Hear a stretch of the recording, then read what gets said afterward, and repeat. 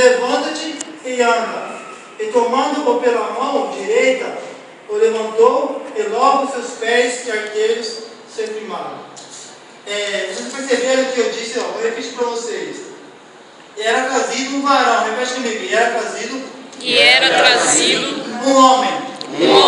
Quer dizer varão, um homem. Só que a Bíblia vai relatar a história deste homem com ele grande. Eu quero fazer diferente, eu quero começar a história deste homem com ele pequeno, ou seja, a Bíblia diz que desde o ventre de sua mãe, este homem, ele era coxo, ele era paralítico, ele não podia se locomover, porque ele tinha uma dificuldade desde o ventre de sua mãe. Por que a Bíblia diz desde o ventre de sua mãe? Porque Deus, ele conhece você bem antes de você ser formado, Deus te conhece. Por isso que Deus sabia, que a Bíblia relata que este homem era paralítico desde o ventre de sua mãe. Naquele tempo não existia, como chama? Ultrassom, né? Essas mulheres falam, né? Não está grávida. Naquele tempo não existia ultrassom. O médico, a medicina não era tão avançada para descobrir que aquele homem ia nascer paralítico. Só que a Bíblia relata que dentro do ventre de sua mãe, ele era paralítico, ou seja, ele era uma criança. Só que quando uma mulher está grávida, eu já preguei isso aqui, só para vocês entenderem melhor. Quando a mulher está grávida, a alegria dela é ela ter um bebê saudável, ou não? Sim ou não? Sim. Quem é mulher, sim ou não? Então, e aquela mulher, quando tem aquele filho, quando está aproximadamente nos 11 meses para nascer, aquela criança nasce. Só quando ela percebe que a criança vai crescendo, a criança vai completando alguns meses e não pode engatear, já bate a tristeza no coração daquela mulher, porque ela queria um filho que engateasse como os outros bebês fazem.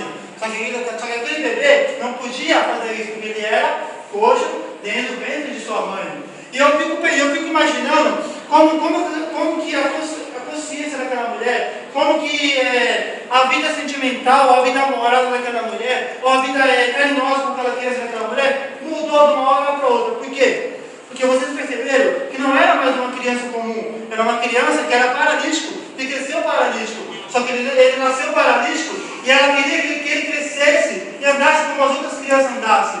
Só que passou 1 ano de idade, aquela criança não conseguiu andar. Foi passando mais 2 anos de idade e aquela mulher está ficando preocupada. Meu Deus, meu filho vai andar? E agora? O que acontece com meu filho? O filho da vizinha vai andar, meu filho não consegue andar. E agora? O que vamos fazer? Aí ela comenta com o marido dela. Bem, nosso filho, ele já tem um problema nas suas pernas. Ele já tem um nome, bem. Ele não pode andar. E agora, bem? O que vamos fazer? Como que vamos trabalhar para sustentar uma criança assim? Só que existe uma coisa que eu costumo dizer.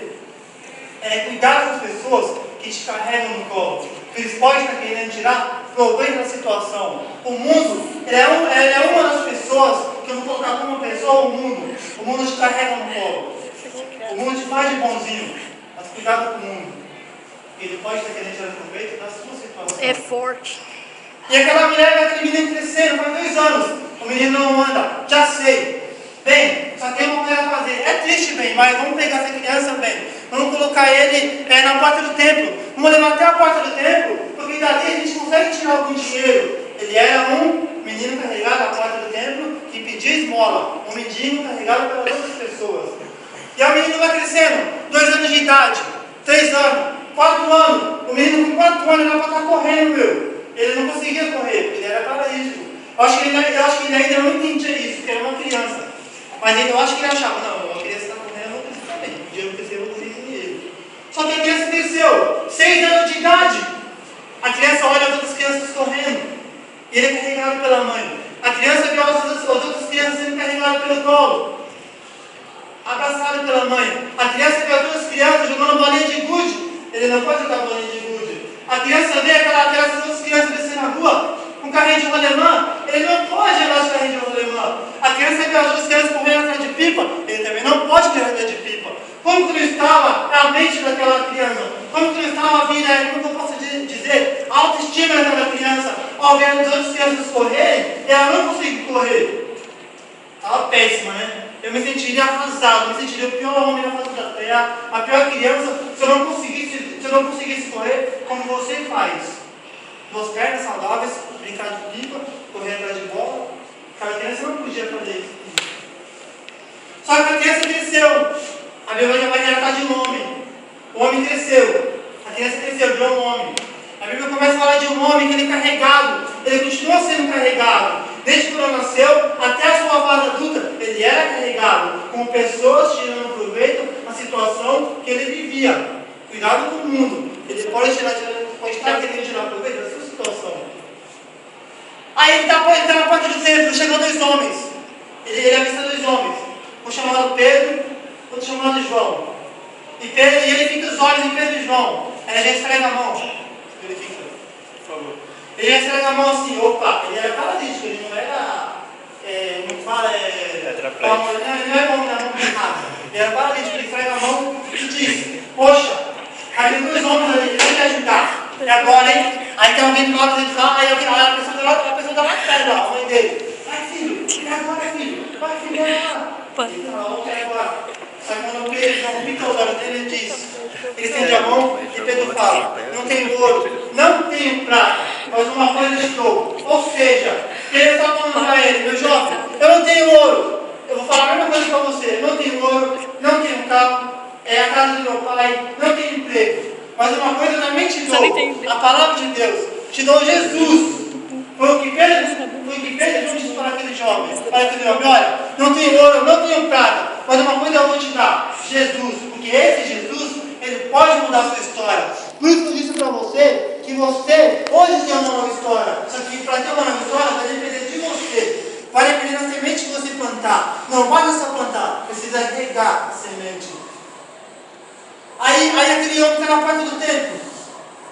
Aí Pedro fala: eu acho que ele ficou meio triste, né? O cara vai me dar Jesus, velho. O cara vai me dar Jesus. Só que percebe que quando Pedro fala alguma coisa para ele: não tenho ouro nem prata, mas o que eu te dou, levante ele no nome de Jesus. Ele não levantou. Repete comigo: ele não levantou. Ele não levantou. Porque precisava de alguém para pegar na mão dele. A Bíblia vai relatar que Pedro e João pegou na mão daquele homem. E quando Pedro pega na mão daquele homem e puxa, aquele homem levanta. Por quê? Porque não bastava só Pedro plantar aquela semente no coração daquele homem. Bastava Pedro ajudar aquele homem. Bastava Pedro dizer: olha, eu estou com você, vem, levanta, porque esse Jesus que eu te apresentei vai mudar a sua história. Glória a Deus. Criança, as pessoas dando uma história para aquela criança. Essa criança nasceu paralítica, vai crescer paralítica e vai morrer paralítica. Hoje eu quero dizer para você: se pessoas estão apontando a sua vida, então querendo criar uma história para você, engano seu, porque quem cria a sua história é Deus. Glória a Deus. Existe uma música que diz: a sua história, a minha história, foi criada pelo dedo de Deus. Aí eu imagino a mãe daquela criança falando: bom, meu filho nasceu paralítico, é chato, né? A sua própria mãe criar uma história para você. É complicado, né? Mas existe um que, além dela, criou uma história melhor para ele. E quando Pedro profetiza para aquele homem, ele levanta, ele imediatamente dá um pulo, ele sai andando. Por quê? Porque a palavra de Jesus tem poder. Você pode plantar a sua semente, mas se você vai a palavra de Jesus, a sua semente vai brotar. Glória a Deus, aleluia. Ela cresce, ela vai crescer uma árvore. Mas existe uma coisa da árvore chamada frutos. Se o seu fruto for podre, ele vai virar nada. Você comeria um fruto podre? Quando o fruto é podre, ele vai cair. O que Jesus disse toda a vara que não der fruto será cortada. E aquela que der mais fruto, atira e alimpa para que dê mais fruto. Então hoje eu convido você a plantar uma semente chamada vida eterna. Se você quiser viver eternamente, porque lá em João 14 Jesus disse: a casa de meu pai há muitas moradas. Se não fosse assim, eu não gostaria de que eu vou preparar um lugar. Glória a Deus. E irei outra vez, para que quando eu estiver, vós estejamos também. Existia um homem na cruz, do lado de Jesus, que ele era um ladrão. E ele disse para Jesus: Senhor, lembra-te de mim. Jesus disse para ele: hoje mesmo estarás comigo no paraíso. Se alguém disse para você que vai existir paraíso na terra, é engano seu. Porque o único lugar que você pode morar, que foi criado para você morar, foi o céu. Isso vai depender de você, amém? Quero que vocês coloquem de pé em nome de Jesus, amém? Hoje eu te convido a plantar essa semente da vida eterna. Amém? Como que eu faço isso, irmão? Todo aquele que confessar Jesus diante dos homens, esse vai ser chamado de filho. Tem pessoas que são chamadas de criatura. É muito diferente de ser filho, amém? Se você hoje quer se tornar filho de Deus e quer plantar sua semente na vida eterna para morar no céu, eu quero que você venha até nós após o culto, porque Porque a gente não queremos constranger você, amém? Aliás, é como Pedro disse, aceitar Jesus não é um constrangimento. Mas eu não quero que você fique com vergonha na igreja das pessoas, amém? Eu quero que você curva a sua cabeça e ore com Cléber nessa noite, amém? Senhor, meu Deus, Pai amado, Pai querido, Deus, aqui estamos, Senhor, diante da Tua presença, Pai. Mais uma vez, Pai, disposto, Pai, a te adorar, a te exaltar, Pai. Por mais um dia, Pai, por essa noite maravilhosa, Deus. Senhor, a Tua palavra foi pregada, Deus. Que venha, Pai, ser plantada, Pai, no coração de cada uma dessas pessoas, Pai.